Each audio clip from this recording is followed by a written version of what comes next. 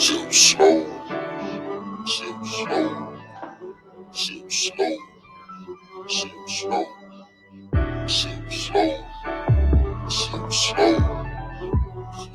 Frank Lee, homie. I'm only sipping it slow. Come with me on a ride. I'm only sipping it slow. Take a sip, I bet it get you right. And I only speak it if it's real, yeah. Only spill it if it's true, yeah. Everybody want the tea, so you already know the deal. I always sip slow. Come with me on a ride. I'm only sipping it slow. Only helping you grow. Tell you things that you need to hear, not only things you wanna know. Keeping you up on your current events, I swear the world's so cold. Talking about marriage and sports too. Man, you gotta catch the show. You better believe me. Got Allen T. Weezy, J. Marks and that JT, make it look easy. Whenever they speaking about any topic, if I spoke about it, I was really about it. Ain't no front, I was real about it. In my white cup, it got Hen inside it. It's a message for everybody. Now I'm only sipping this slow. Come with me on a ride. I'm only sipping this slow. Take a sip, I bet it get you right. And I only speak it if it's real, yeah. Only spill it if it's true, yeah. Everybody want the tea, so you already know the deal. I always sip slow. Come with me on a ride. I'm only sipping it slow. What it do? It's the Sip Slow podcast where we help ourselves as well as others. Raw, real, and uncut. Audio work weekly. It's your boy, Mr. Money Don't Sleep. So T Weezy can't rest. It's your boy JT. What's happening, everybody? It's your boy J Dub, man. Man, we missing the boy LG. Hopefully he'll come in a little later, but had a little things going on this morning, so maybe he come in, he can speak on that. But how y'all boy? Well, first off, what y'all sipping on this morning? I'm on a little orange juice, man. Got that early morning vitamin C. Yeah, trying to wake up a little bit, man. I feel you, man. I got a little what they call the Moscow Mule, just vodka, a little ginger beer, and some lime. Changed it up a little bit today. You got in your bag on that one, I see. Something a little light for a Sunday morning. Okay. Yeah, I ain't want to go sleep later on. What you saying that again? Ginger beer and vodka? There's vodka, ginger beer, and some lime. Okay. If you got a little mint, you can throw some mint in that too. But yeah. I know I'd had a mule before at Gringos. Put them in that little cup with the little mint up in there. Yeah. Man, I'm on some good old sweet tea this morning with some water on the side, man. Chasing it with water, huh? Got some water on the side. So what y'all been up to this weekend? Baseball, man. Baseball field all day. I saw you out there coaching. Yeah, they part of it, I guess. So how did it go? No, it was fun though, man. It was fun, exciting, and seeing the kids, just starting off learning. But it was fun. I enjoyed it more than some of the kids. I think, man, just getting back out there. It's been a while since I've been out on that baseball field. It's a good feeling getting out there helping them kids, man. Yeah, it is though, man. I enjoyed that. Do they take score? Or they stop doing it? They stopped doing the T-ball. But me being competitive, shit, I tell them, get out there and win. Just tell them if they can play better and all that. But yeah, it's fun. Yeah, I remember when I used to play. You kept score. Yeah. Cause see, somebody gotta win. Everybody can't get a trophy. So I think they set the wrong tone by not keeping score. But hey, that is what it is. So Man, I actually went to work this morning. So I got on up and tried to make my way back so we can do the show. But yeah, yesterday we went out with the family and went to the mall, did a little few things like that. So nothing too major.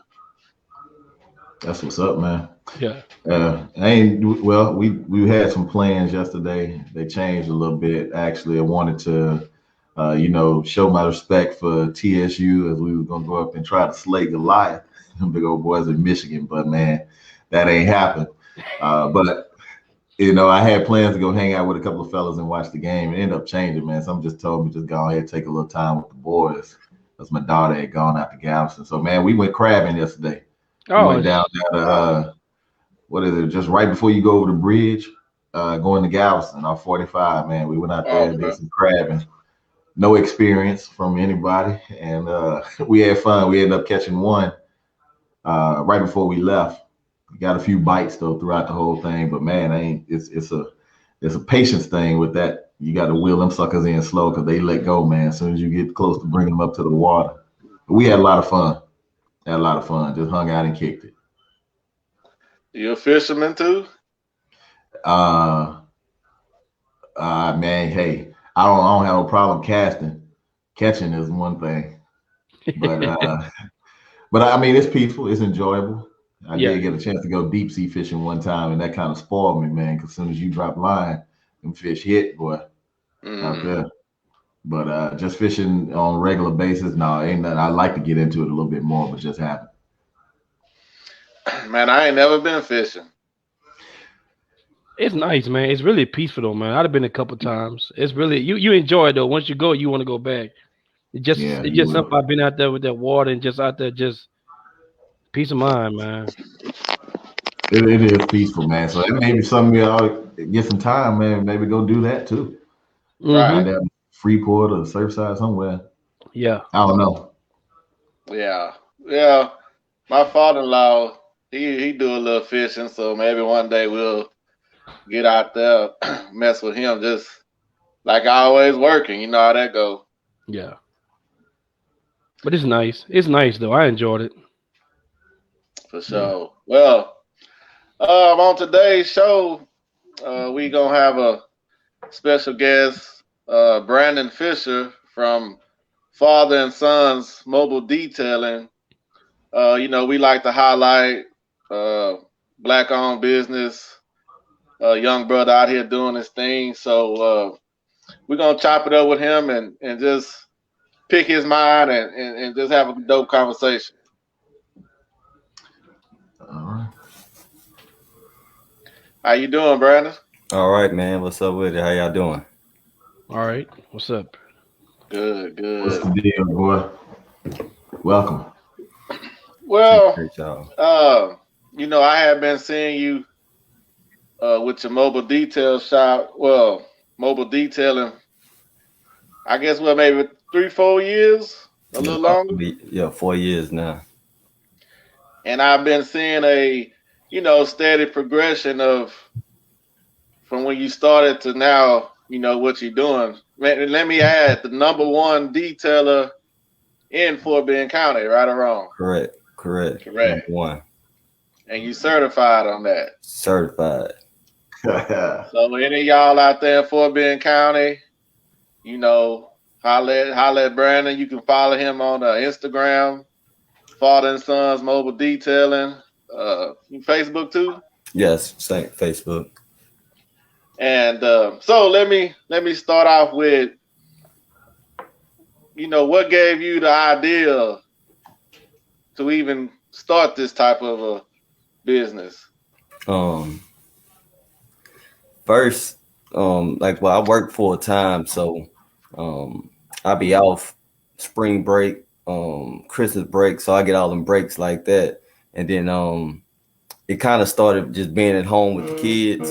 And then the boys was like, well, mommy always at home. I mean, always at work and you at home, but they didn't get it. Like I'm off when they out. So I'm like, you know what? They don't understand. They thinking I'm just at home, and I don't want them to think like, man, that's what I'm gonna do. you know. So I was like, man, as soon as they said that, I went to the laptop, printed out some papers, and just said neighborhood detailing. It wasn't even no name, you know. And we just started walking around the neighborhood, knocking on doors, and say, hey, we do detailing in the neighborhood. And then it kind of started out from that, like, you know, and kind of, you know, it just kept getting bigger and bigger and bigger. So, what did you learn to detail? My stepdaddy, he used to make me watch some Cadillacs every Saturday morning, man. And I was goddamn, I said, man, I wish I'll never watch a car when I grow up. Like, you know, that's what I said, you know, but he had some Cadillacs and I had to watch them every Saturday, like clockwork. So I knew I can do it, you know, but it's the fact that I just never thought I'd do it as a business, to be honest with you know. Okay. That's funny how, you know, one thing that you used to hate doing have turned into something now that you can do and you know you're good at, but you can actually make some extra income with it. Right. And you know, the beautiful thing is that you started it with your boys. How do you feel that, you know, starting that business with them, letting them go through the process with you, getting out there and showing, you know, it's work, putting in the work? How do you think that's, you know, impacting them? Oh, for them, I know it's real good because now they like me. They're not afraid to talk to anybody. They just walk up to somebody and say, "Hey, we do mobile detail," and they be like, "What? We wash cars." So like, you know, and then, so I mean, and that's where I really wanted from them. It ain't even about them touching the cars, you know, because I see when they take over, it's gonna be, you know, I want them just sit back and work on the business on another aspect of it. Like, you know, they don't have to be out here, but then again, they gonna know how to get out here and do it, you know. Saying, but I said, man, should I treat them like my stepdaddy did me? Like, just make them do it, or do I, you know? So I'm in that situation right now. Like, I don't want to force them to do anything, but then again, you know, I'm like, dang, it worked for me, but you know how it is, kind of. Yeah. I guess sometimes you might have to, you know, kind of push them a little bit, and maybe when they get a little older, they can look back on what they want to do. Right. You know. Right. So the inspiration, I guess you answered that, was just sitting at home and say, hey, let me go on and do something because the kids was wondering, you know, why you at the house. Well, yeah, pretty much. And then I kind of started off with our own vehicle. And then I think I watched that thing for about 4 hours, man. I went to I think like Dollar General or something and picked up some type of black wax. I just picked up something, right, and I put it on the car, and then I put it in the garage. And then the next morning, when we was leaving, my neighbor was like, "Hey, man, I don't know what you did to that Infinity, but if you can do that to my Escalade, I'll pay you $100." I was like, "Pull up," like, and it just kind of, you know, it just, I'm like, for real, pull up, like, you know, like, you gonna pay me $100 to do it, all right, you know. And then I was like, but dang. And then that's when Father and Sons Mobile came along. At first, we just walk around saying neighbor detailing, and didn't nobody say nothing, like, you know. But then right after that, it was like, bam, I'm like, okay, now I got something. I got my first customer. And then I'm like, I jumped straight on YouTube. How to wash cars. I kind of forgot. It's not that I forgot. I want to do it the right way because now I'm getting paid for it, you know. And it kind of just keep getting bigger and bigger just from that. That's awesome, man. Hey, you've had success with it, obviously, and you know, one of the things is dealing with customers, man. Have you had any situations where you've dealt with customers who nothing you can do seemed to be right? And if you did, how did that go? Man, in all these years, I only had one person that did that. Like, so I've been blessed on, because when I first started, I was so cheap. They knew they was winning the whole time. I was only charging $20. Like, you know, so like they was like, dang, this is the best I ever got. But me, I'm thinking, like, you know, I'm from the country, man. So $20, you paying a lot for getting a car wash. Like, you know, so down here in the city, they like, oh man, like, you know, they feel like they were winning. So I always I never no complaints because they feel like they was getting more than what they paid for. But just one particular person, they was from like the Middle East or something. I think I was out there for like 4 hours, just on the interior. I mean, I knocked it out, looked good. It was summertime. I was sweating and stuff, and then they had like these light gray seats. And when I was sweating, just little beads was hitting the seat. And then it was like, well, what's that? Well, what's that? Like, I'm like, man, it's sweat. I took a towel and wipe it off. Like, okay, well, what's this? Well, what's this? Like, I'm like, so I'm hot. It's about 100, 105 outside. I'm like, man, just pay me my money. And then at the time, I think at that time I was charging like $100 for just the interior. Man, they gave me some money, rolled up, and I took the money, got to the house. I counted. It was a 20 and like 3 ones, man. I was just like, whoa. I was like, man, like, no. I mean, they did the white glove treatment. She called her dad out. She called her brother out. They all looking at the car. Like, I'm like, this never happened. But all this time in 4 years, I only had that one experience. So, Wow, man, that's crazy. I mean, you gotta. People don't always appreciate the value that you have for your own business and the work that you put into it. That's the tough part. And so, which was gonna kind of lead to my next question to you is, a lot of times as small business owner or, I guess people don't always may take you serious. So you throw your price out there. People want to haggle with your price, right? Or they don't be wanting to pay. Have you dealt with any situations like that? Well, of course. I mean, I did, especially at the beginning. Like, I mean, it happened all the time.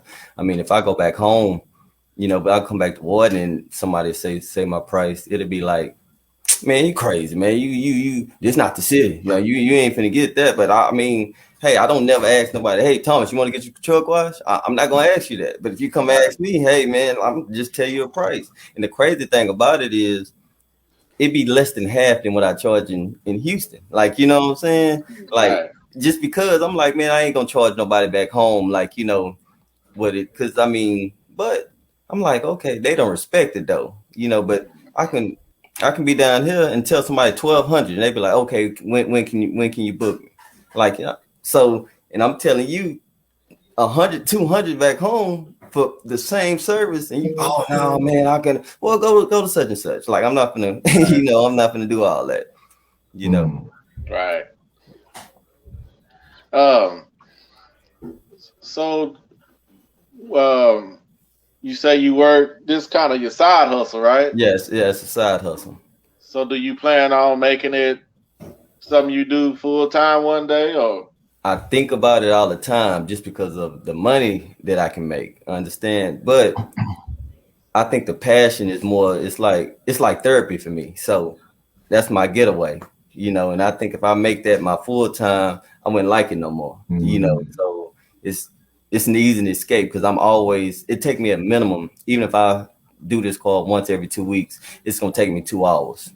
I mean, it don't have to have a piece of dirt on it. It's gonna take me just 2 hours just for my basic car wash and vacuum. So, I mean, I feel like if I do it full time, I don't think I still have the joy and the passion for it. Just to be honest. Now, what all the services you offer? I do interior details like shampoo, just basically make your car on the interior look brand new. Like that start off at $175 for a small car, like but then when you start going, then they go up in $25 increments up to like a large SUV. Like it'd be that same $175 would be $275, $300, so I do an exterior only, which is $175 as well. It's like I deep clean your exterior to make sure nothing on it. Then I put a protection on it that lasts about a year. And mind you, it goes up in increments the same way. But then you can get on what I call my diamond packages, both services, instead of $175 a piece, it's $300. So I mean, you kind of get a little break. But then it goes up in increments as well. I fix scratches. And then like my premium service is called ceramic coating. where I put glass on top of the vehicle. Mm. That service, for a two-door car, that service start at $850, and it can go up as I have a starting price is $2,400 on that same thing as a starting price, and it goes up from there. Okay. How long it take you to do that? It take me about, the hard part on the ceramic coating is easy as just putting on like a paste wax. The funny part about it is it's just like putting on the old little paste wax, but you have to have the paint. You have to polish the paint, make sure all the scratches removed, because when you put the glass on it, it's like a magnifying glass. So if it's a scratch, I'm putting that glass on top of it, and it's gonna magnify it. I mean, it's gonna be a shiny, real shiny scratch. Like, so it's one thing. You might have a scratch in your car, and you don't notice it. But if I put glass on top of it and it, make it super shiny, be like, oh, what is? And we can't fix it now. I mean, we can, but man, the process of removing this glass is just like, so it takes a while to get the paint to where it needs to be. And it might take me maybe 15 to 20 minutes to go around the whole vehicle just to put the glass on. So sometimes that service take about 12 hours. So I go about 6-7 hours one day, and then the next day I come wipe it down and put the glass on it. How long that lasts? My entry level is 3 years. I say 3 years, but I know it's 4 years. But I under promise and over deliver, so therefore, I would rather you say, dang, he told me it's 3 years, it's still shining. He must have thrown one on there compared to 2 years. Oh man, he said it was gonna last 3 years. It didn't even last that. So everything I do, I always under promise, but I over deliver no matter what. So if you get in a 3 year entry level, you get in a 4 year. And then if you say you think you get in a 5 year, I'm putting a 6 year on there. So I always give you more than what you pay for. Jason, you got some? No, I mean, how many cars you do a day?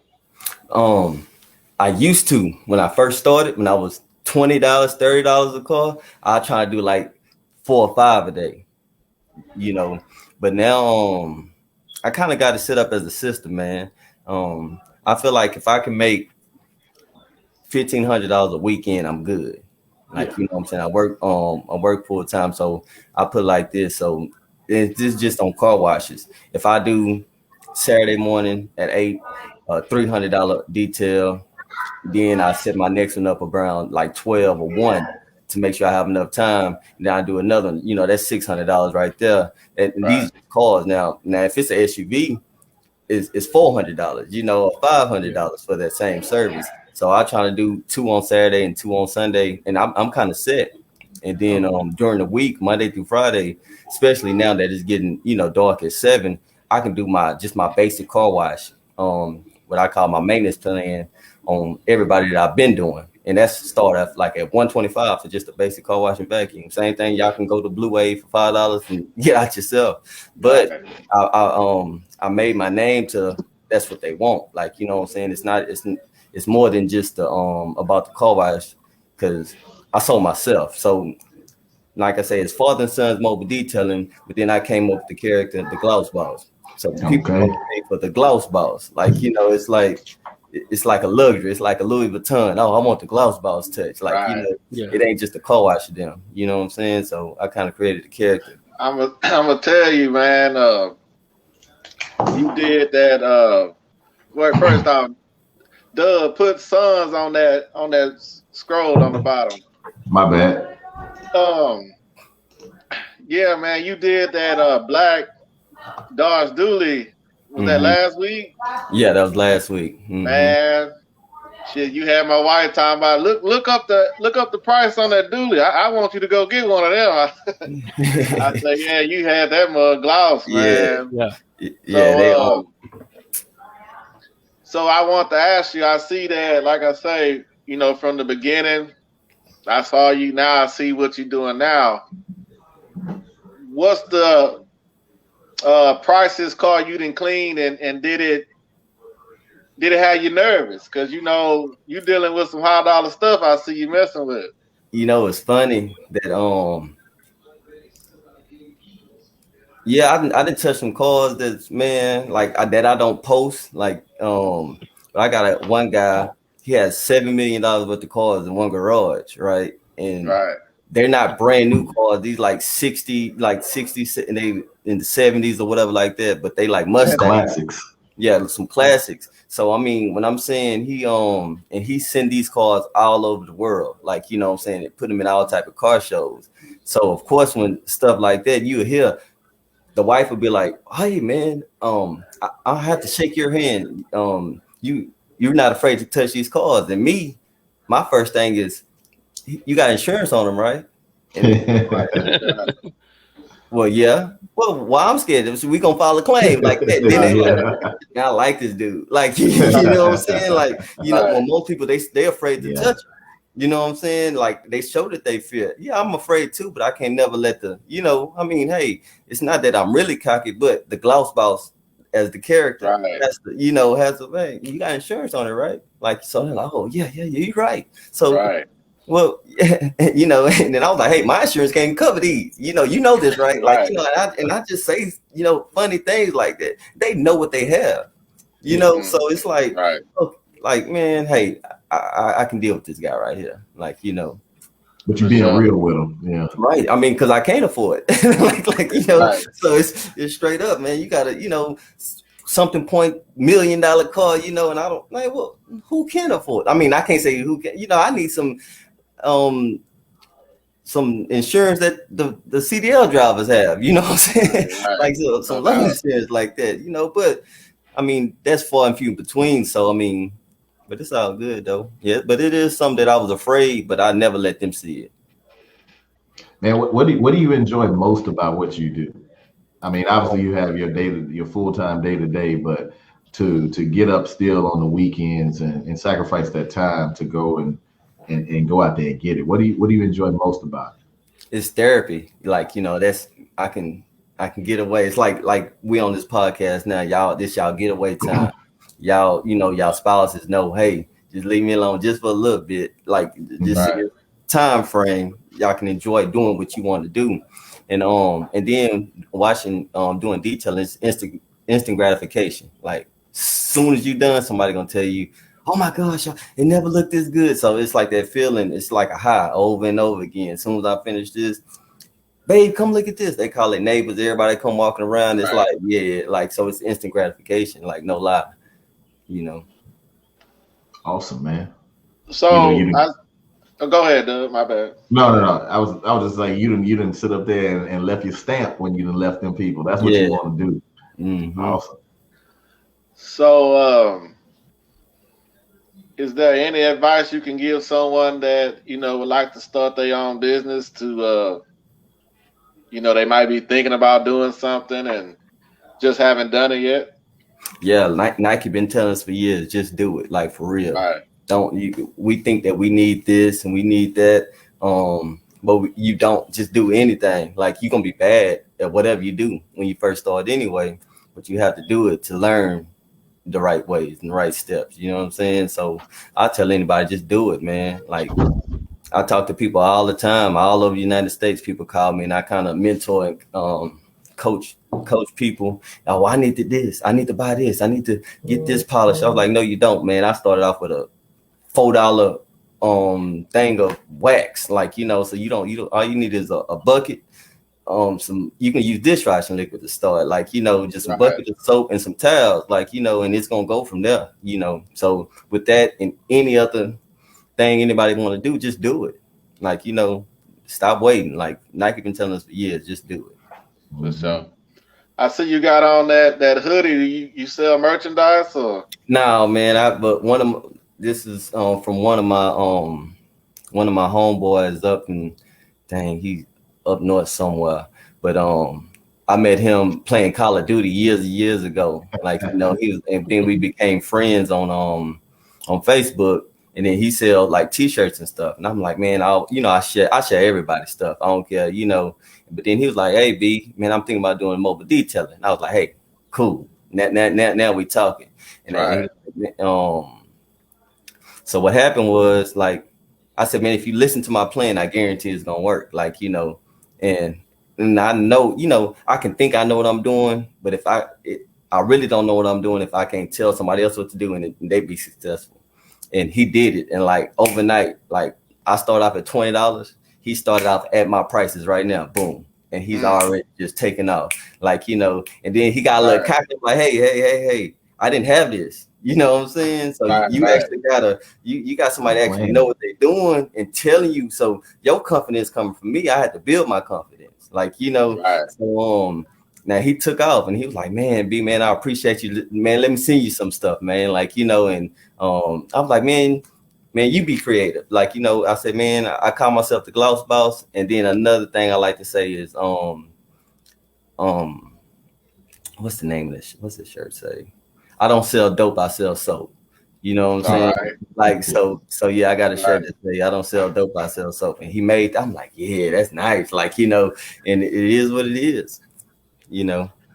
Well, I'm glad to see that you know, shared your knowledge with somebody else, because a lot of times, you know, people just want to hold on to what they have and don't want to spread the wealth. But man, we appreciate you coming on, and you know, I've been knowing you since a little boy. Well, we grew up together, so yeah, I used to ride to school with you. right, no doubt, and I'm just proud of you, you know, for whatever that's worth. But I'm proud to see your growth, and appreciate it, though, my brother. And you out here and a great uncle also.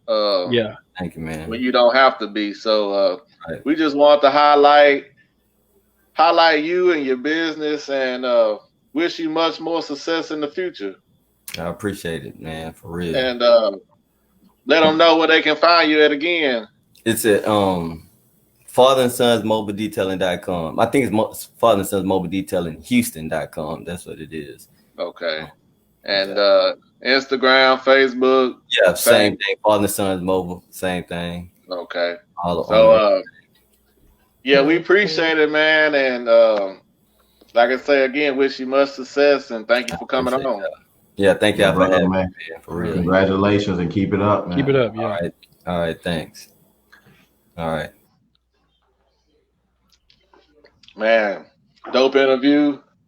It's good to see somebody that you know, out here doing good things. So absolutely. Yeah, that's one thing. Like Brandon was saying, like I like to wash my vehicles also. So, and I never really thought about it, but I guess it is therapeutic also to me, because like yesterday we went through the Blue Wave, and I just don't get that same feeling if I don't get out there and touch on it myself, you know. So yeah. LG in the building. LG. Yes, sir, man. I missed it, man. We're gonna take our time with this one right here. So we need that energy you came with Friday, man. Ooh. What's that? We need that same energy you had Friday. Hold on, T. Hey, quick question. Did Brandon want to stay and join in today? Just curious. Was he still in there? He still can be. I just didn't know if he had the time or wanted to stay in, because if so, I'll let him in if he wanted to take part in. But I didn't know how he wanted to do. Oh, we can see. You want to jump in? Yeah, I'll stay in. All right, we got some topics now. Okay. So just do what you can do with it. All right. But yeah, Al, man, we need that energy, because man, this cat hit us by 10 in the morning. He was sipping already feeling good.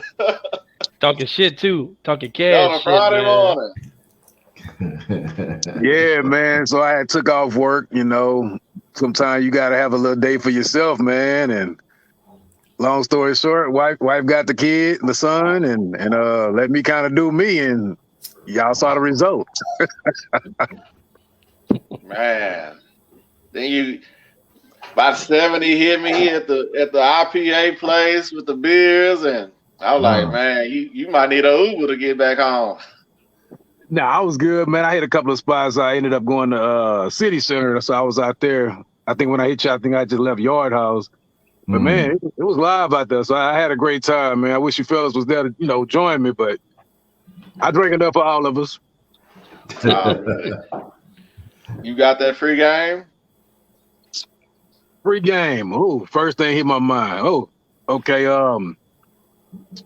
Free game today is time.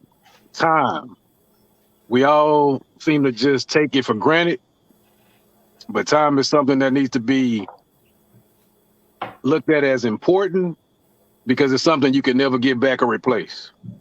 For sure. That's all right. That's all right.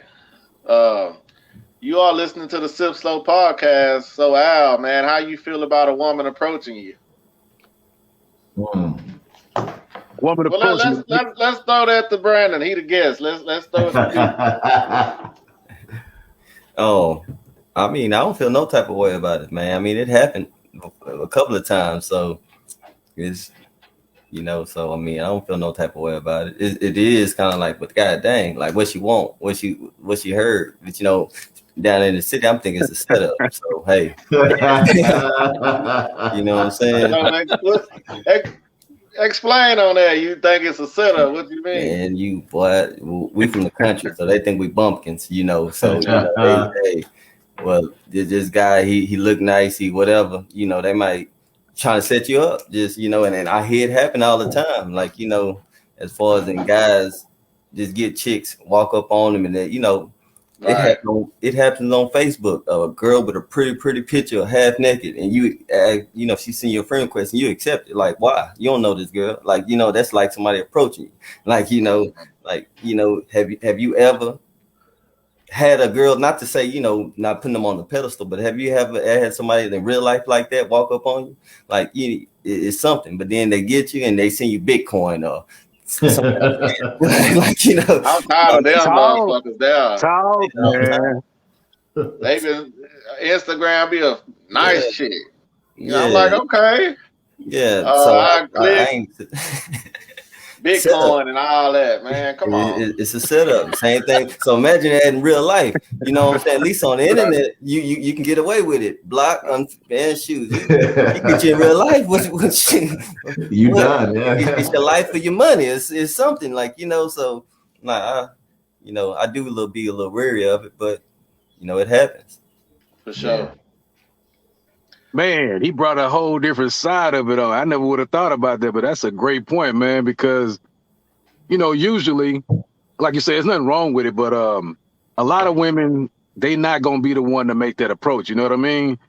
They going to kind of give you a little hints, throw bat little eyes, walk in front of you, get your attention, but they ain't going to be the one to just walk up to you and approach you. However, we do know that happens at times, but I wouldn't have thought about the setup, but I'm going to keep that in mind. I like that one. I'm going to keep that in mind. But I guess I look at their approach and how they do it. Like, I've had women come and they like overly aggressive. Now, that's a little strange for me. I'm like, I mean, if she that thirsty, that means it's a little too easy. And if I'm like, your boy Pac, I don't want it if it's that easy, Right.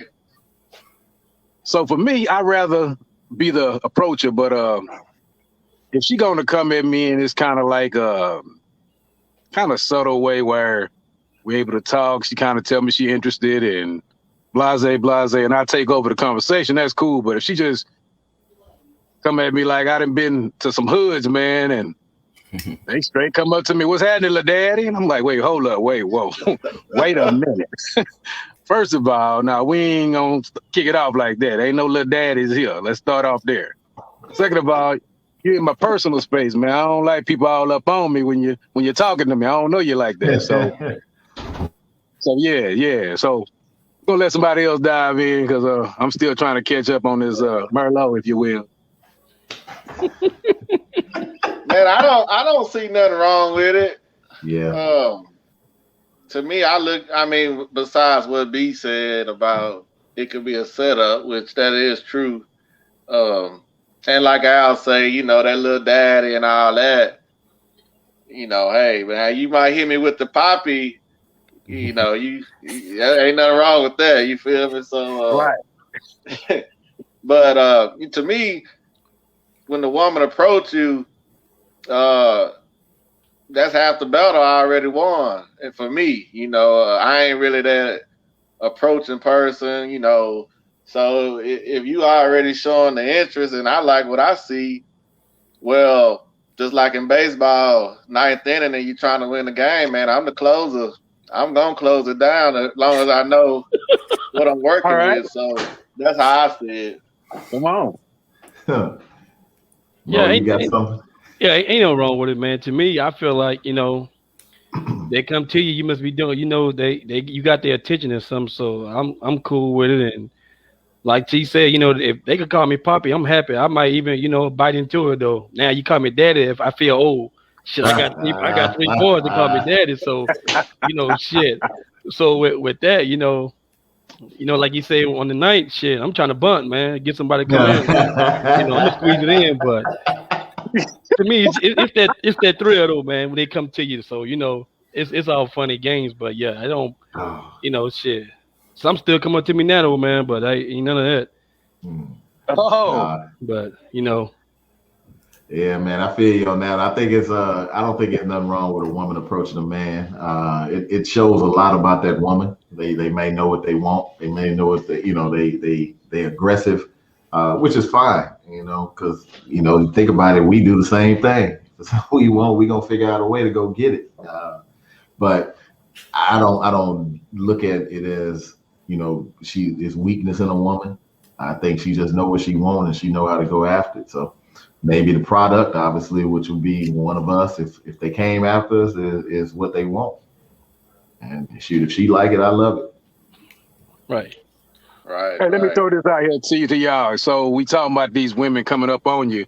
Like I said, I've met some aggressive ones, man, and that little daddy, that kind of throw it off for me, man. That hood chick, I ain't really with the hood chick thing, That's just me though.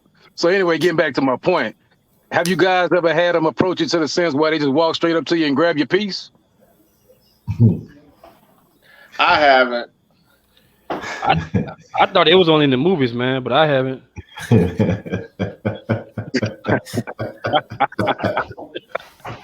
You want this answer truthfully, or you just want to answer for the show? I want it truthfully, man, because I feel. Go ahead. I want it truthfully. I tell you what, we went out of the country one time to Dominican Republic, and we went to one of the clubs out there, and those women out there are a little different. Threw me a little off, but hey, caught me off guard. But I just at least knew what they were about. So I'm gonna leave it at that. Well, mine was a little different. I ain't gonna go into the whole details, but see, the one you seen was probably attractive, so you was like, all right, cool. This one not so much. You know what I mean? So it's like I kind of felt like I was the chick and she was the dude. I'm like, I felt Ooh, for real, I felt like huh? she was taking advantage of me, man. Trump said grab him by the pussy. So. Hey, you're not gonna grab him by the dick, huh? Hey, I guess what she did, man. And look, she wasn't just like doing it like, kind of soft. She finna like this mine. I'm like, well, wait a minute. She was trying to punk you, man. Man, she did. I felt like a little female for real, man. Now that's unattractive to me though. I ain't gonna lie to you. You know what's crazy? I was scared not to give her the number. I gave her my number. Ah, man. How about you, B? Yeah, it happened before, like, cause we used to go out all like 5 days a week. So you know what I'm saying? So we was kind of known, and then some chicks would come through and do that crazy crap, like, but nah, that's not nothing I like though. Like, no lie, like shoes. You ain't let me prime up yet. You call me out guard. Hold on. This ain't what you want. This ain't what you want. I give you what you want. I was gonna say it ain't no good if you ain't a shower. Some people are grower. I ain't primed up yet, man. Hold on. Let me get right. That's I'm just glad to know I ain't the only one that's been violated. What kind of spot y'all in? That these women coming up on you like that. Man, when you go out and you dang the socialite, like, you're in the club all the time, like, they might see you popping bottles or something maybe 2 or 3 times ago. Like, they want your attention. They letting you know I want your attention, so that's all that is. But I mean, just like I say, that's one of them, the way that I look at it, setup. That's just how I look, I've been down here, I've been in Houston too long, so I feel like it's a setup to me. Yeah, some of them be full of that oil though, man. Yep. They don't really know what they're doing, and they know what they're doing, but they don't know what they're doing. Right. They be on all them drugs and stuff too. Yeah. But yeah, T, I agree with B on that. You say where we be it's normally like you say the club, and like he said also they watching, man. They not no fools, man. They see who, they see how you moving. And they think something, especially you VIP, you popping bottles. They see check or they see cash or it's on. So and they would do almost anything just to fit in. Yeah, we're gonna leave it right there. We ain't gonna go too deep into that. You are listening to the Sip Slow podcast. Man, we saw this week a report about a quadruple murder in Indianapolis where a man killed 4 people over a stimulus check. His name was Malik Half Acre, 25, admitted to shooting 4 people over a stimulus check. A 44-year-old woman, 35-year-old man, 23-year-old man, and a 7-year-old little girl. What's your thoughts on that, Doug? Man, it's really sad. They need to take him straight to the electric chair or whatever they need to lay him on the table. Because I mean, it ain't no excuse. First of all, clearly the money wasn't his, so he was trying to get a piece of it from what I understood, or from a girlfriend or his baby mama or whatnot. But when you look at the bigger picture, it ain't worth life, man. $1,400 in today is not a lot of money. So I don't know what exactly he planned on doing with $1,400 or $2,400. That is not a lot of money in today's world, man. So he's wrong, dead wrong for what he did, and it don't need to be no trial, no court cases, or nothing like that for killing them people and a kid over something that essentially it wasn't his. I mean, it was a woman's, and whatever he did previously that didn't work out to why they not together or in the same, I guess, household, raising them together, that could be partly his fault. But there's no excuse for this, man, and it's a very, very sad situation over, in the big picture of it, such little money. Yeah, Al, man, you was kind of passionate about that. Yeah, man, it ain't gonna lie. It really messed up my whole day, man. I mean, I look at it from all different perspectives. Ooh, man, I'm just getting this thing. But yeah. So I guess the first thing I thought about is that the young girl, man, come on, man, a 7-year-old little girl, man, that hit me first. I know everybody's life is precious, but that's the one that touched me first. But then you got to look at this also from the perspective of, now this woman lost her mother, she lost her daughter, her cousin, and her brother all in one day, man, right in front of her eyes, man. Now that's crazy. Yeah, they lost her life, you know what I mean? And the other side, I looked at it as, so the daughter was actually his stepdaughter. So what about her father, man? What about her father get that phone call and hear that this fool done done that? You know how that man feeling? Man, that's crazy, man. Yeah, it's crazy. But go ahead, T. Nah, I was just saying, man, it's sad. It's really sad. Do you think, you would think somebody on drugs or something that's doing something like that, but it say once he did it, he took the money and then went over somebody's house. I mean, and waited for them to come get him. So I don't know. It's just sad times we living in. But I'll let somebody else go before we say something else. Well, to me, it's sad though. I read up on it. It's sad. Like J Dub said, man, people think that's a lot of money in today's time, and it's not, man. It just show you the greed people got for money, just to go do, bogus shit with it. He probably was gonna do some stupid with it, but at the same time, he got a problem himself, man. And I was reading some other stuff on it though, man. Where I got a little upset about it, but I feel like if when he left and came back, they should have called somebody, had somebody that waiting on him. You know, somebody. If you feel like he threatened you, call the police, or maybe even have somebody else there with a gun. What he had, the stuff he said. So it's just sad for him to do that to them kids, their family though, man. Like he need to be put in the chair already. Let somebody goddamn just clip his balls off and let him just suffer. Yeah, that ain't. They say clip the balls. let it bleed off, man. Like do them all. Yeah, like they do them all. Let it bleed off.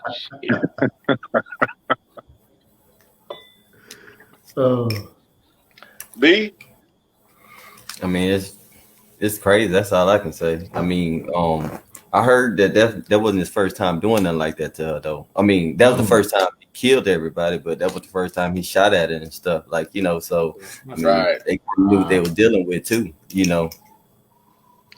So That's another thing that the ladies was like, hey, he's acted a fool before. Like B said, he didn't did some shooting either at her or other people in the past. But she was scared to leave because she felt that the justice system was not fair. So that's a question to y'all. Do you feel like domestic violence should be treated a little harsher than what it is? Because a lot of times you see where these people, it takes either that person to lose their life or for this to happen 3 or 4 or 5 times before the person really, gets some serious time. So do you think the justice system fails people of domestic violence? I don't think it fails people because a lot of these women, they get into these guys, they taking them jail, but then they don't press charges on them. They go drop the charges. So that's why it's not failing, because you press charge on them and you go up there the next day and take it off, then you burn him out. They feel like, well, shit, they gonna get back together. So why pursue it hard when we see it every day? You call. I mean, they call or something, and a couple of days they made up back together. You know what kind of person he is. Shit, he ain't gonna change overnight. But I don't think it's the system. I think it's the people that would get in relationships that you got to stick to it. If he put his hands on you, that's it. You shouldn't give him another chance, because if you do it once, you do it again. So that goes with the relationship with the people, I think, in my opinion. That's a great point, Jay. I would have never look at it in that way. You're right. A lot of times the system may be set up perfectly, but people like her and a lot of other women, they don't use the system to their advantage. They're so in love, or whatever you want to call it nowadays, that, a lot of times they don't even go to jail. You say bond them out. Sometimes when the cops show on the scene, they say they don't want to press charges. And if the brother or the cousin that try to intervene like they did, which they're dead and gone now, that's crazy.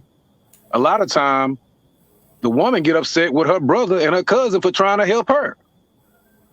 You know what I'm saying? So it's a touchy situation to try to get into that. But I don't think it can be made any more strict than it is already. I just think, as Jay said, they got to adhere to the rules. You got to do what you got to do, man. You can't.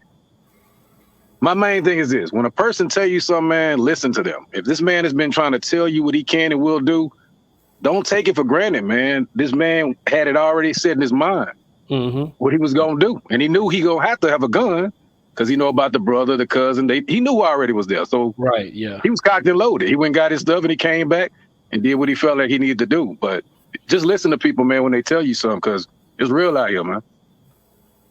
Man. I think that I can't just fault the woman because, I don't know your background or what you've been through, issues you might have had, with your father or something like that.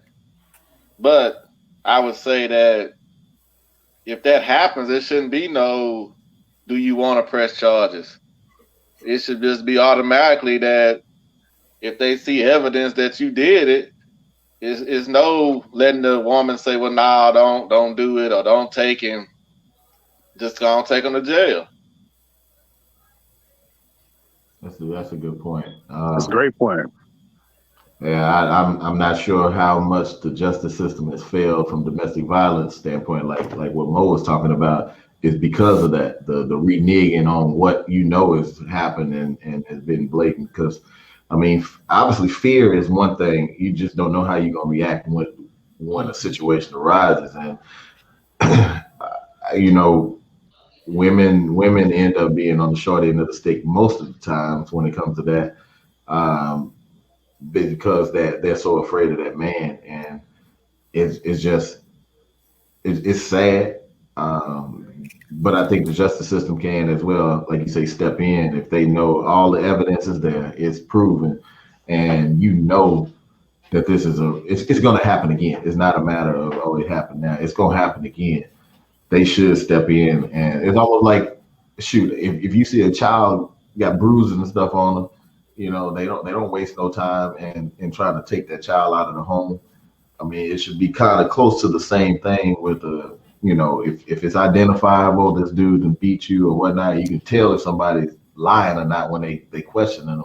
I go ahead and bring them in. Maybe it's like a holding period of 60 days or something, 30 days or something, let them sit there and then just kind of see. I don't know, but I don't think it's all the justice system.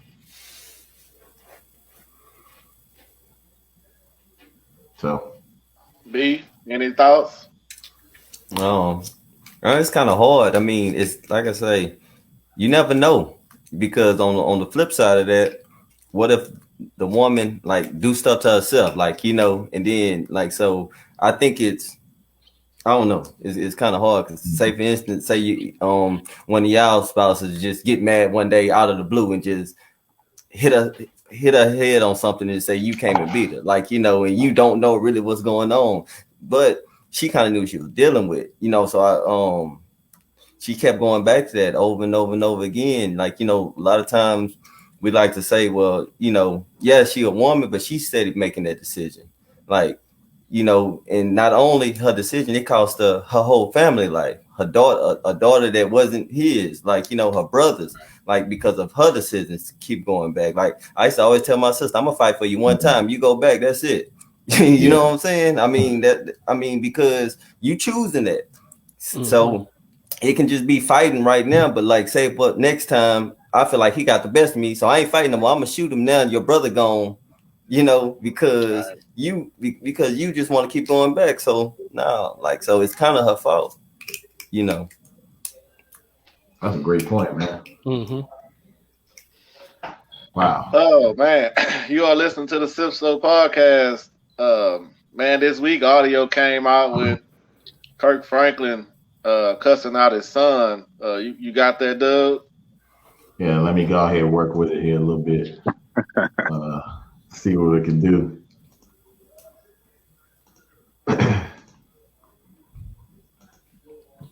I mean, you had people, and it was the topic of discussion on Facebook and social media. So we'll get our thoughts on it after we hit audio. All right, let me know if you can hear it. Okay, if you think I'm racist, but let me say it like this. When your bitch ass starts having shit you need to get your any motherfucking ass back out the goddamn way before I put my foot in your ass. I dare you. I dare you. I dare you. I dare you. Shut the fuck up. I'm old.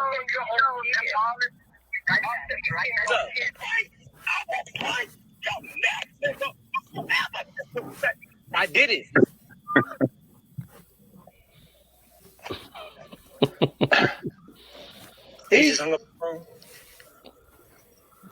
He didn't sound like to me, like he a professional cusser, you know what I mean? Because he just it didn't sound right, but it didn't sound natural at all, man. It's like it was forced. Yeah. But his son a hoe for recording that and trying to put his daddy out there like that. I understand y'all might have your issues, but you trying to deal with a man's legacy or credibility. You know, being the world known, especially being known for the gospel and godly. You know, so I thought that was some whole shit, but I don't see nothing wrong with really what Kirk Franklin did. I mean, he a man at the end of the day, so you know this shouldn't even got out public. See, man, I thought I was gonna be the only one that came from that side of it, man. So the man, I know he's understood to be a Christian and you know his following and this, that, and the other, but like you said, he's a man at the end of the day, and he was addressing an issue with his son, which again, his son is a hoe for pulling that. That was a hoe move, but he was addressing the issue with his son. It's not like he got on front stage and blasted him like that, or you know, this is in the privacy of their home by phone, but still. And he wouldn't. I'm sure he wasn't thinking he was being recorded because he probably thought his son was no hoe. But it is what it is. I don't know why people make it a big deal of it. The man cussed, so what? I mean, it doesn't change my outlook on him.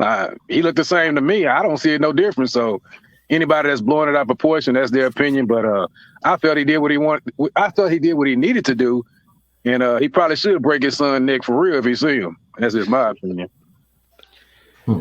I think it was I think it happened more than once, and his son just wanted to kind of put it out to let people know that he ain't the guy that y'all see when he on this TV. Because see, a lot of people get caught up in these celebrities of believing they all good and they ain't. And then too, you know, we all got kids, but I don't think we would talk to our kid like that. That's kind of out of, to me, that's you a man, but you're out of line too. You know, you talking to your son like that.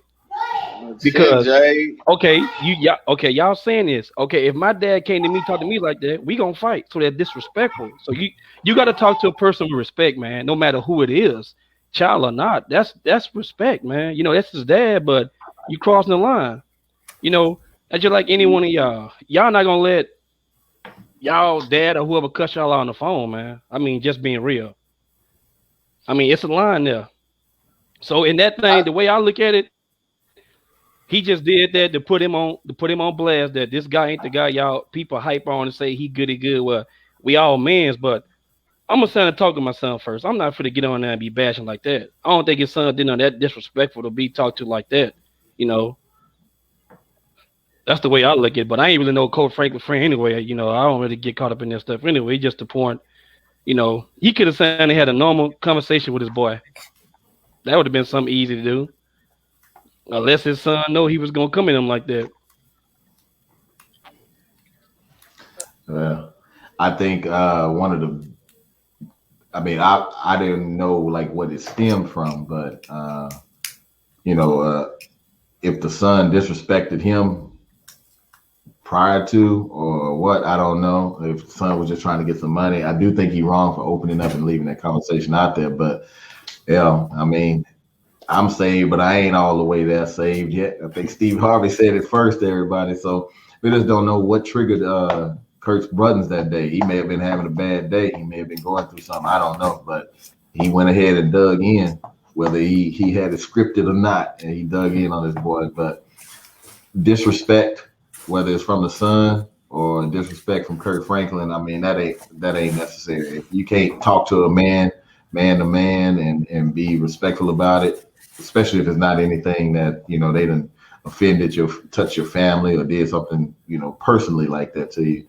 I think every conversation deserves some respect first. So this must have just got out of hand, and Kurt had to go in front of the choir and say what he needed to say to old boy. So let the church say amen. To me, if you actually play it back, it sounded like he was kind of calm, but then it sounded like the son said, "Shut the fuck up."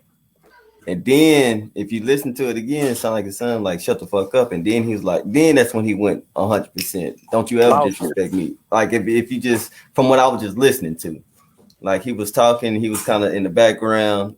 Yeah, he was doing a little soft cussing, like, you know, right. But then it sounded like he said, "Man, shut the fuck up." And then that's when it just, you can just see the level went all the way up. See, it's like the son baited and switched him.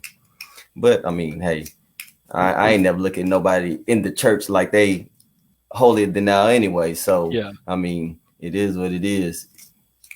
Do you think he was wrong? I think the son was wrong for putting it out there. Like, shoot, I didn't hear verse. So, I mean, hey, like I say, not as a grown, but the son, 33 years old too, man. He ain't no little boy. Like, Right. he ain't, I can see if he was in, a young man or teenager or something like, nah, you don't put your kids down like that. But man, from what I hear, that boy been in a whole lot of trouble in the night. They spend lots of money on that boy. Like, so it's not the first time. And then the mama even spoke out against his own mama spoke out against him, not against Kirk. So we don't know the whole story. Yeah, that's what I want to ask Jay. Like, the guy been in trouble and this and that, and he grown. I mean, the daddy still should have respected him. You think? Well, you can have a conversation with them talking. Now, they both get out of line, but that's the price you pay when you're a celebrity. When you got all the money, your kids gonna walk a different line. So you got to kind of prepare yourself for it. That comes all with it. So with him being in trouble, I don't know what goes in their households, but there's a lot of stuff probably was going on that he saw or that they didn't agree with. So I look at it as a both stand of you respect first. Now, if you go to that point where you both get a line, then it's time to put your foot down, let them know you're the parent or whatever the situation was. But for being a celebrity, that's what you got to go through, though, I guess. Did you hear the part where he said, "Shut the F up," though? You hear that part? I heard when your son said that. Like, so just imagine your son just tell you that. Like, well, I think my son won't tell me that. Yeah, exactly. So, even if he got older, I'd already crossed that line with him that it ain't gonna be pretty. So it's a respect part there, just ain't easy. That's what you just seen. That's so, but that show you too. That show you too that his son don't respect his dad. Right. That started from in-house all the way up to now. Because if you can raise your kid all the way up, your kid won't disrespect you. But he might be on drugs. I don't know. Well, shit. Well, he gonna think about it next time. It ain't too much. Yeah, he might hit a line or something. Yeah, I don't know the whole story either, man. But I still say, dude is out of line. When I say dude, I'm talking about the son, 33, however old he is. Like, I understand you both men. I understand respect is huge for men. Like, that's number one. You disrespect a man, have your guns ready or have your hands ready, because that's just how it go. It's real. But at the same time, I think he kind of provoked him, man. When I say him, I think the son provoked Kirk. I mean, Kirk was talking a little bit like B said, but he wasn't really going in like that. But when dude started saying, talking out of line, and he went there. It's like he's like he was trying to provoke him because he was recording him. So that right there within itself is foul, man. You looking for something, you found it. So okay, you expose him, whatever. But I think the son is at fault. That's just my opinion, though. You are listening to the Sip Slow podcast. Brandon, man, how much do you value saving money? I value it a lot now. But don't get me wrong. It took COVID to teach me that. Like, cause no matter how much I made, that's how quick I spent it. But since last year COVID, that's when my first time ever in life actually saving money for real. Like, like actually really, really, really saving. So now within the last year, I can say I really value it. But most of my life, I spent it fast as I got it. Why you think that was? I guess when you feel like when you never had it, like, you get it, then sometimes it come fast and you feel like it's going to come back again, that's why, regardless if you work a good job or you doing something, whatever, if the money come fast, it seems like it go fast, like, and if you're not used to it, to be honest with you, I wasn't used to it. Right, so it came faster than, a lot of us. Right. Yeah, that makes a lot of sense, man. I think value of saving money doesn't always happen with individuals because we just don't understand the point of why. Can anybody hear that? Okay.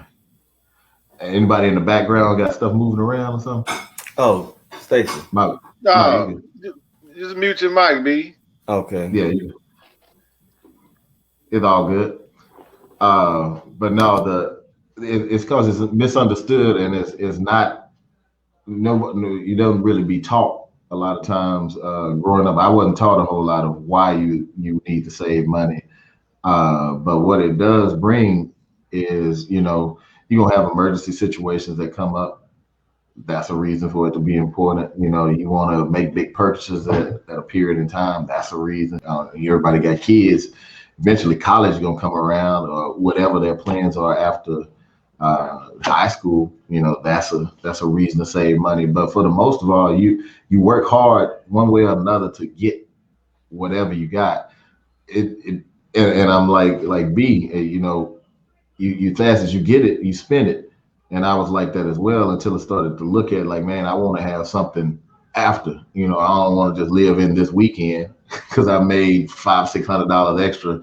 I want to live, long term, and then hopefully set something up for my kids to leave something behind. But just that financial independence is what savings can do and bring to you. So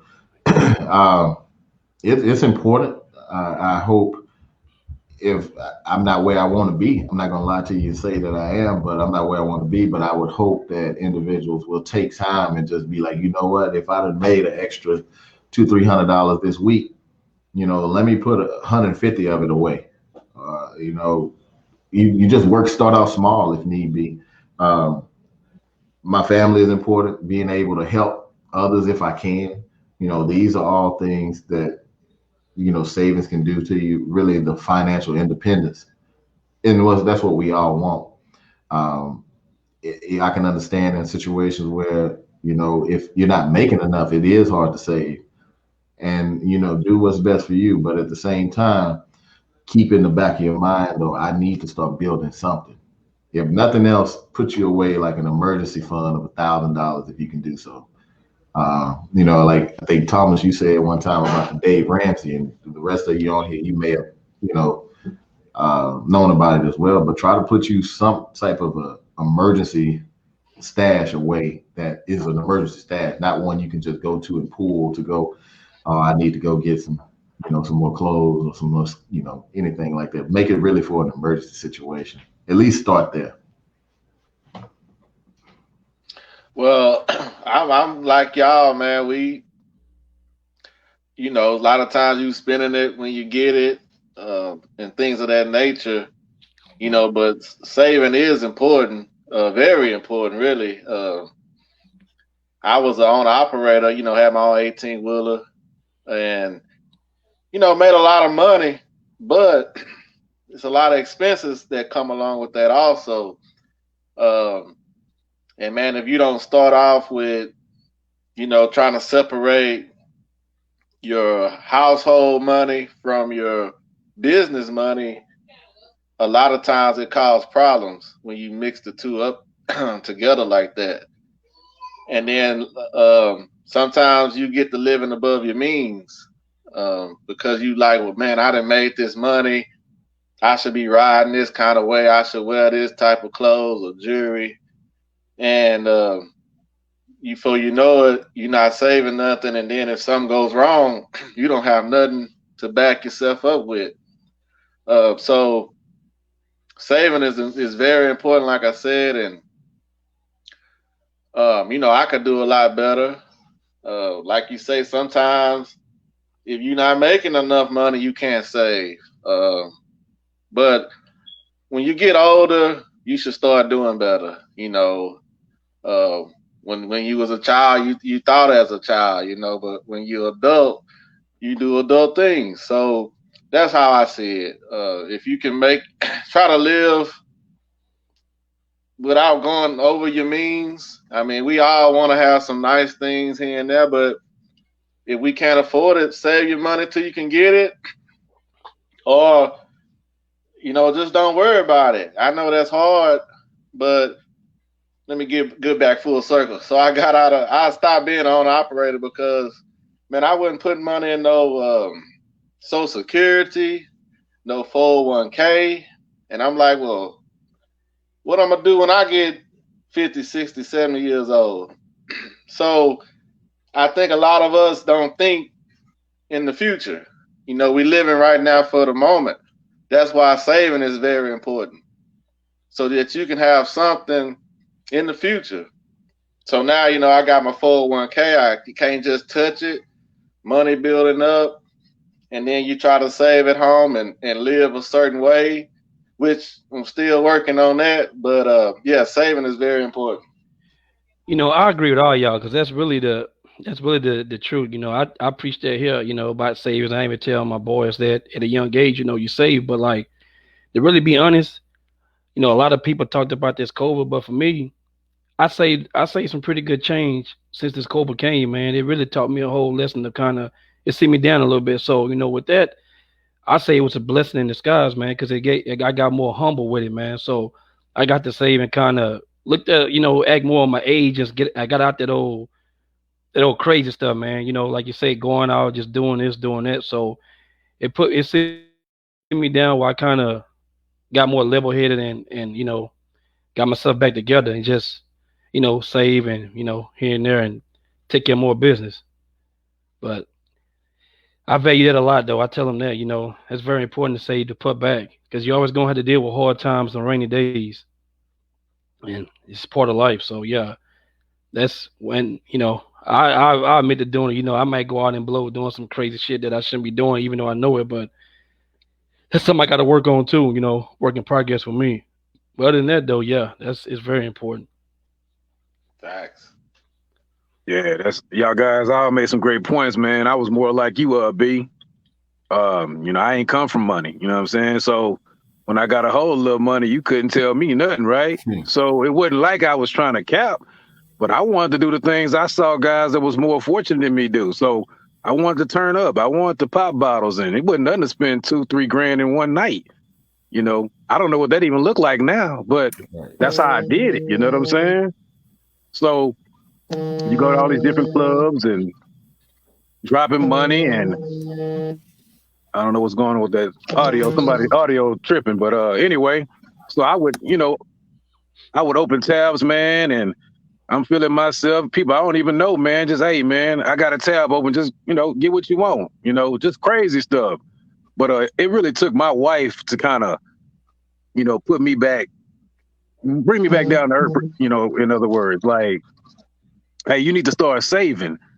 But like Thomas mentioned, I'm looking at, I ain't broke. I'm good. It ain't like I'm asking nobody for nothing. I'm good. If I want to spend 2 grand a night, that's me. I ain't asking nobody for nothing, but I'm not looking at 10, 15 years down the line. You can have whatever you got in your account and spend as much as you want. That's all cool. But if you ain't putting back and replenishing it or saving, later on, you're going to fall on your face. You know what I'm saying? So I thank God for my wife because she made me see things a little differently.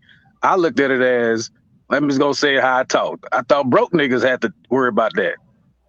Yeah, that's why I say broke niggas got to worry about that. I ain't got to worry about that because the money I'm spending, I got it. You know what I'm saying? But she was like, well, I won't say that it's broke niggas got to deal with that. She say, dumb niggas don't deal with that because you can spend all this money right now, but do you know if you got with me sooner, how much money you would have put up even now? Like, damn, that's real. So although I had a good time and all that, she taught me more about saving. So I'm doing a little bit better now, but I could have been a lot better off had I, you know, dealt with her years before, or at least listened, I should say. So yeah, saving is very important. So if y'all not saving, man, start little. You ain't got to start big. Start little by little because we have to learn to look for our future, not so much the now, like T said. Do y'all have any tips on saving? You know, just a little basic plan. I read a book called The Richest Man in Babylon. It's like when COVID started. And, Mansa Musa? Huh? Mansa Musa? Yeah. So just listening to it, you know, my savings just 10%, whatever. Like, you know, I started at maybe 2%, then I kept inching up, and then I got to the point where I was saving a whole lot, like more and more and more. So like, 30% is kind of cool. Hold on. That's good advice. Jay, man, I always knew you'd be a saver. You got some advice? Man, me just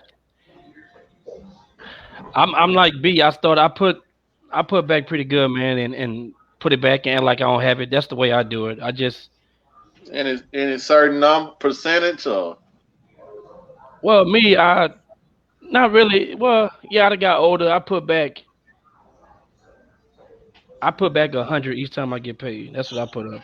That goes in saving. That's it. So I don't have it. So that's each time I get paid. So shit, every time I look up, I'm getting paid. So that shouldn't be no problem. So Right. that's what I do, and that's what I stick with, and and that's it. Because like Jay said, I got one now. Next year be graduating. I got to think about the schooling and all that. Then driving. So it's a lot that I gotta. That's for the fall on the plate now that I got to do and kind of man up on and better decisions with it too. So that's why I started saving more. And, so that's my percentage. That's another great point when you have children. Because college, cars, and you got an extra insurance. So yeah, that's saving. That's another reason for it also. So any tip from you, Doug? Before you go, Dub, let me do my little small one because I know you got the professional. I ain't got the professional thing. You gonna go in and gonna make my point look real stupid. So let me just throw mine out there. Something real simple you can do, man. Whatever bill you had before that is no longer there. For example, you're paying off a car, right? So whatever that amount is, I don't know, $300, $500 a month, whatever it is that you're paying. Once that note is paid off, your car is paid in full. Still take that same amount as if you're paying that bill and put it in a savings account. So if you was paying, for example, $500 a month for a car note, okay, you done paid the car off. All right, well, every month, that $500 that you normally would pay, because obviously you've been doing it for, I don't know, 3 to 5 years, you can still do it and live life. So take that $500, put in a little account like you're paying that car note, and you do that every month. So that's real simple, but I guarantee you'll trip out when you look and be like, damn, I just saved that. Because you ain't missing that money, because that money normally would have been spent on the car. Period. But nah, man, I gotta go get me a new whip. I gotta keep up with the new technology, man. You know what I'm saying? Or get me a new phone or the new J's that come out every month. And that's why we as men can't save, and that's why I give a lot of credit to my wife. For sure. They ain't lying. Now I don't have no perfect answer. I'd have been broke. I'd have been dirt broke, man. So yeah. I don't have no perfect thing. I think like B said, a certain percentage, or like Jay with the 100, even Al, and I didn't like what you said, Al. It never worked for me. I'm not perfect on it. I'm not perfect. It just seemed like something always come up. Is you always right? come up, and we shouldn't. It's power in words, so right. We shouldn't keep saying that. Y'all hear me? Yeah. My I bad. was told by a rich guy, one of my rich clients. He told me, if you don't have a destination for money, it'll find its own way out. So you have to have a destination for it, because if it's a car that you wanted, you make sure you save to get that car. If it's some shoes, whatever you want, some furniture, you make sure you'll put that, you give that money a destination. So when he told me that, that's kind of in the COVID thing. He was like, man, it stuck with you. Yeah, it stuck with me. He was like, hey, Brandon, if you don't find a destination for your money, it's gonna find its own way out. So real talk. so the destination was okay. Well, let me save it for. But I had to have something to save for. Like, you have to have something to save for. You can't say I'm just saved to save. But you can switch what it is. I want to save to buy these rims, but then you get the money for the rims and say, oh, well, I want to buy some land. You got to keep. Right. But if I'm just gonna save to put it up, that's very hard to do. But it takes discipline, my man. It takes discipline for sure. But you have love to the money for it, though. You know what I'm saying? If you have an excuse, because anything that any one of us want to buy, if we can save for it to get it, so we have an excuse for that money. But if you just say, "Oh, I'm gonna put this back just to put it back, we ain't not gonna do it. If y'all kids prom coming up and you know prom day is here, you gotta buy this, you're safe for that. So Yeah. that's the way I took it. Yeah, you gotta have a relationship with the money, man. Real talk. Yeah, I'm not too far off of what you all have done, man. Like as I was saying before, my battery cord fell out. I've been dirt broke. I don't know if there's an exact way to save money. I just know you need to. One of the things I know, my wife and I, she's been more, and I've said before, so she's been more of a better money manager throughout her life than what I have. And what we did, when we got married was make sure, okay, we're gonna live off of one income. Hell or high water, we're gonna live off of this one income. That means we're not gonna spend any more than we can, and we're not gonna, try to think any bigger than what we know we can afford. And it was hard because we see people around us who were being able to do stuff, who was doing this, doing that. They got this stuff. We drive cars our cars are paid for. We got 3 vehicles, one for her, me, my daughter. They all paid for. We bought cash cars. We didn't like the notes, and so things we would have paid for a note, we just tried to put away, like Al was talking about. But the biggest thing that helped us is trying to live off of the one income, and we've been able to do more because we had that. And just last week, or 2 weeks ago, we had to spend $1,500 just on car for repairs. Different things had to be done, and that you caught me 10, 15 years ago.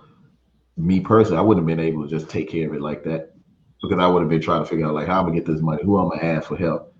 Where I can just go like, okay, we got some money over there, we can get it done. Let's get it done and be through with it. That was the financial freedom that savings will do. Yeah. I think also this, last point, we're gonna get off this. When you get your money, do what you're supposed to do with your money. That'll keep you on track. Don't go and don't pay your bill, neglecting this and neglecting that. Do what you're supposed to do. Have your money left over, put you something back. Then out of that, if you want to go do something, do it. You know what I'm saying? So you are listening to the Sip Slow podcast. This week we saw where Deshaun Watson has had some sexual assault allegations come up against him. Houston lawyer Tony Bugsby said that he had a woman or several women that claimed sexual assault against Deshaun Watson. He was flying in masseuse and claimed that he was forcing oral sex. So what's y'all guys' thoughts on this? Do you think, what's y'all thoughts? Me personally, man, I don't know it to be true or not. I guess we'll have to wait until that, comes forward. But allegedly he done these things. I mean, throw it out, but it seemed like this kind of perfect timing for once he's trying to leave the Houston Texans, all of these allegations come forward. So I don't buy into it all, but I guess we'll wait and see. But I personally don't think he done it, man. I think they coming for the man and they trying to set, make an example out of him. But I don't think he done it, and I don't know why he would need to at his stature. I mean, he is the Houston Texans head quarterback and makes good money. But hey, that's another story. I'm just gonna leave it at I don't think he's done it, but we'll wait and see. But I think they coming for him. That's a good one. I really don't know. I look at it. I don't put nothing past them cats out there in that the type of lifestyle they live, what they do. So I don't know. Then it's though when you with the women's 1-on-1, because I done went to a place that got a massage, man. I still want them to keep going. So and they got money to throw out. So with that being said, I hear the stuff, but I don't know. Like I look at it. I don't know them, but I don't know what them cats will do in certain situations. Then, money talking, bullshit walk. Maybe the girl wants some money, but that's all I can say. Well, why are you flying masseuses in? I mean, Yeah, I'm sure it's enough masseuse in Houston to. So It's the it make you, COVID-19. See, he didn't want to catch the COVID. shit, he catches something. yeah, COVID everywhere. That's what they say. So Well, you I'm just know, messing with you, bro. I know. My thing is, if you flying masseuses in, these masseuses probably already down with the game. Facts. You know, they probably know what they come to do. Now, did he do this? I don't know. I wasn't with him, and he seems like a stand-up guy from TV, but in his personal life, I don't know him no more than I know the next man out there. You know, he got a bad girlfriend, so it make you wonder like what you doing. But we see people all the time that cheat on women. Yeah. Jay-Z cheated on Beyonce, so I mean it is what it is, and you know some of these people sick.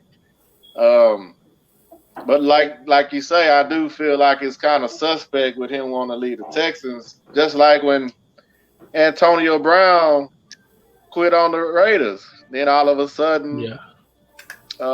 Sexual assault stuff come up on him and rape. So Mm-hmm. you know, it's a dirty game. I hope he didn't do it, but you know, I don't know. I mean, you make a good point about like why would he have to fly people in?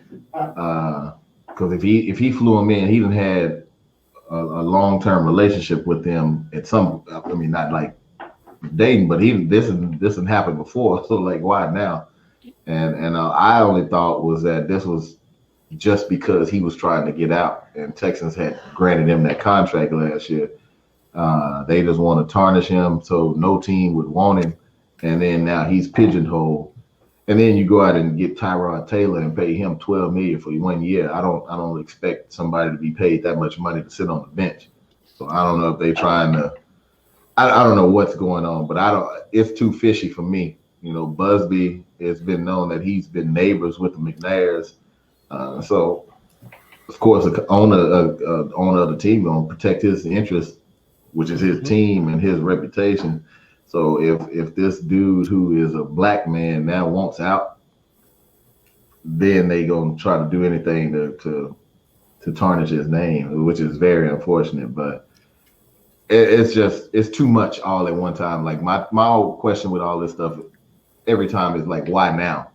You know, it ain't like this just happened just last year. I'm pretty sure this has been over years if this truly happened. Like, why now? Don't do that to nobody. Yeah, that was my thing too. Like, well, I'll let B go before I say that. I mean, I don't know. Like I said, I don't want to say no, he didn't do it because I don't know. But then again, it seemed kind of fishy. And then my thing is, just like y'all said, if the Texans they've been knowing this, why they want to keep him? If he was like, you know, why they trying to fight to keep him? So that's why I don't, you know, I can't believe it really. You know, like y'all want to keep him. That's the whole point. If that's the case, if y'all knew he was doing that, you would just let him go. You know, if y'all want that on y'all. You know, so Right. in my perspective, like, you know, if I knew this person was really doing this, I'll hurry up and let him go. Why would I keep him? Yeah, Great point. they just as wrong as he is. If that's the case, or they should have paid him that money if they knew this was going on. Mm-hmm. Or on the flip side, it could have been, well, hey, you our star quarterback, one of the best in the league. We're gonna keep protecting you. If they knew anything, right? And now you want to leave, and you saying you not even gonna play. You willing to sit out. But we can just show you how things can crumble that easily, you know, because when you bringing in, like you said, Tyrod Taylor at $12 million, that's kind of starting quarterback money. You know, that's not like Disrespectful. backup money. You could have gave him $4 or $5 million if he's just gonna be the backup. So when I saw that move, I thought they was gonna go on and trade him. But they say it's just an insurance policy. But you know, anytime your name gets slandered like his is, it does take some type of it takes a little shine off of him. So we just have to see what happened. Yeah, it's disrespectful, like you say, T, to give that, Tyrod $12 million. That's a slap in the face for Deshaun. They trying to set the tone, trying to let you know, hey, we already replacing you, but we gonna tarnish you in the same time, so where nobody really ain't gonna want you. So their plan is, in my opinion, tarnish him, make him look bad. Nobody want him. Put him on the bench and make him understand he should have took, what they said from the beginning, and they gonna start old Tyrod while he sit back and watch and nobody else want him. That's the plan. I don't think it's gonna work out that way. I think in the end he gonna succeed and he gonna come on the top. But we'll wait. But also note that lawyer and the owner are great friends. People ain't mentioning that too much. So it's a lot of strange things going on. The owner and the lawyer are friends. Now this comes out perfect timing. It's just all kind of, to me, lines up with bullshit to me. So I call bullshit on it. But we'll wait and see. But I'll say this last thing, T. When you say they flew him in, now, if you got that kind of money to fly him in, that's all in the price, right? So when you lay that price down, that means when you flying in, everything I say goes, because we're at my home. We're not at your little massage parlor. We're not at the club. We're at my crib in my home. Here's what it is. So if he did it, it shouldn't be talked about. But yeah, I don't think he done it. That's wild, Al. Hey, that's what I seriously feel, man. You can't come to my house and go make your own rules. It's my rules. You don't like it, don't come to my house. No, don't mean no.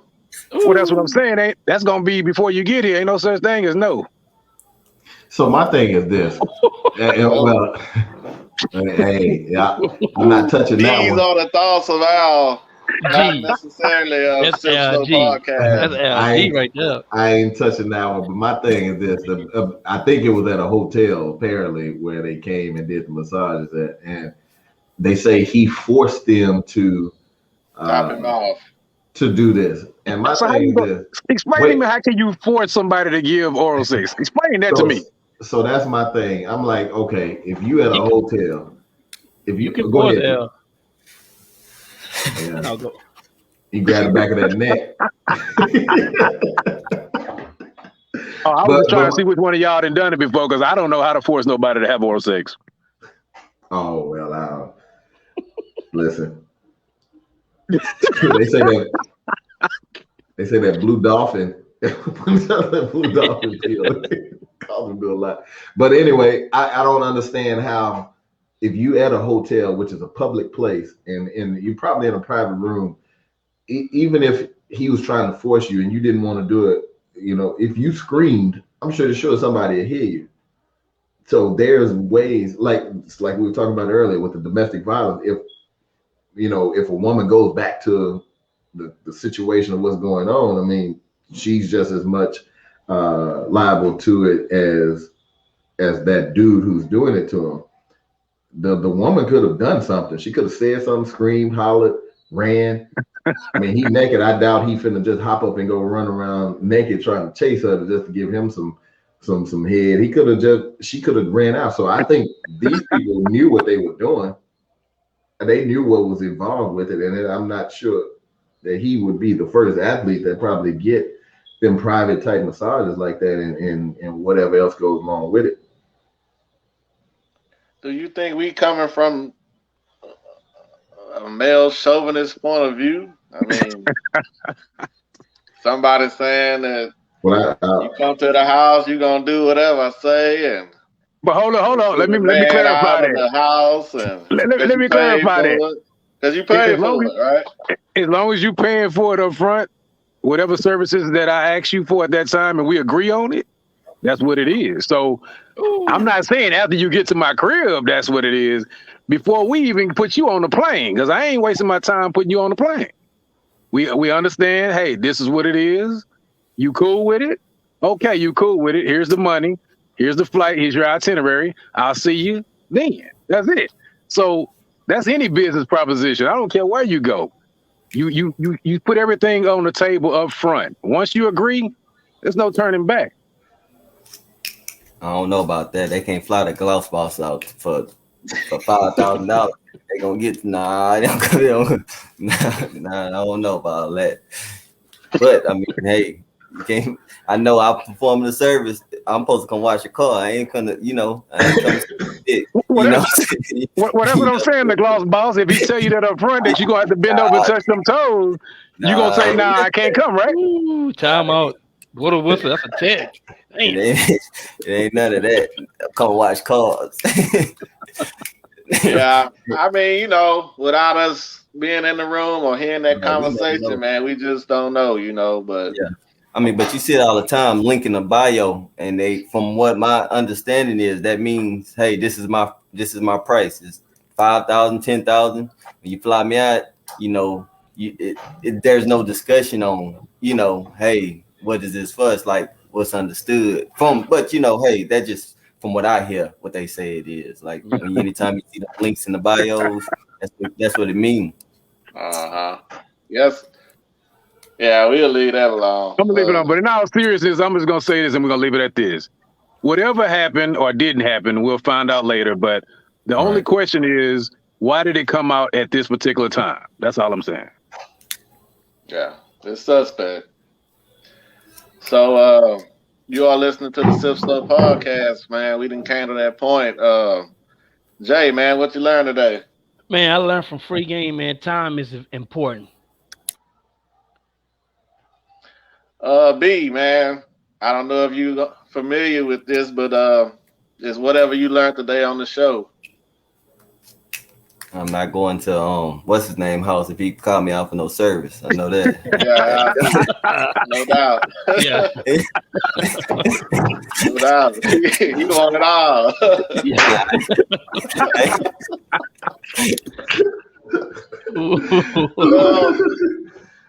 Man, I learned that.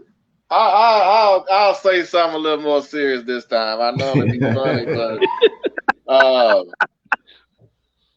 under promise and over deliver.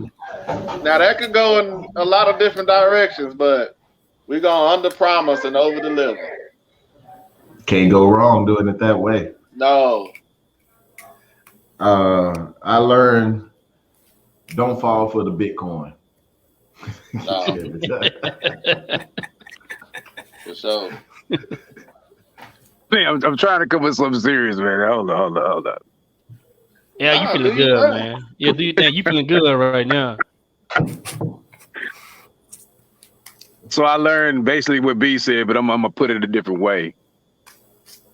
Whatever business that you have going on, make sure the details of that business is all discussed and understood before you render that service and or get paid. Right. That is true. Yeah. Yeah, man, there's always somebody asking to be my friend. Follow me on Instagram and pretty face, and you click the bio, it's Bitcoin expert and all that, man. Foreign exchange and yeah, man, it's wild. So once again, please like, share, subscribe. We on Facebook, YouTube, Instagram. It's all Sip Slow Podcast. If you want to email us at sipslowpodcast@gmail.com.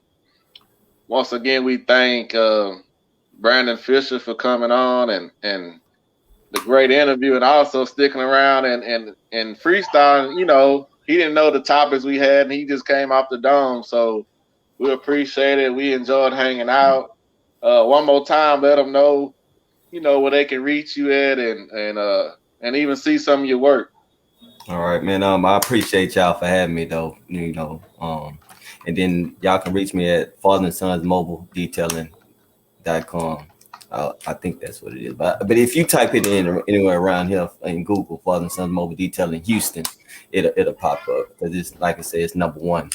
Will it, you know what I'm saying? Will it show your work like on Instagram? Yeah, it'll show. Yeah, on the website it actually shows more than Instagram and Facebook. Okay. And you can see all the reviews. I think I got 85 5-star reviews. So you see a lot of testimonials and a whole lot of work that I posted in some of my clients. They posted some of their own vehicles that I've done. So Okay. Man, Jay, any shout outs? Yeah, I'm gonna shout out to the Reds, man, for the T-ball, man. I enjoyed coaching them kids yesterday, having fun. All the coaches. All right. Al G. Nah, I don't have any shout outs, man, but I kind of missed B Fish explaining what happened on his business, but I guess we'll chop it up on offline. But I guess salute to my man. You say number one, huh? I kind of missed that. Number one? Yeah, number one in Fort Bend County. All right, I'm in Fort Bend. I'm in Fort Bend County. So yeah, that's what's up, man. Shout out to you, man. All right, appreciate you, man. Yeah, I want to shout out as well to you, man. I commend anybody who steps out and takes that risk of starting them a business, especially as a young black man, doing and staying committed to it amongst all that surrounds you in your environment and what people think you should be or what you should be doing, but you're doing your own thing. You're doing it with your boys, man. I definitely commend that and wish you much success. Thanks. Already, man. And same thing from me, B. You know, we talked about that on the phone, and man, keep in touch. And also, man, shout out to the listeners. Shout out to the haters. You know, we need both sides of it, so it's all good. Just check us out, man. Give us a chance. We out here giving good content, raw, real, and uncut. Audio work weekly. You know what I'm saying? So you could have been anywhere in the world, man, but you here with us. And as always, man, we gonna sip slow and we gonna live fast.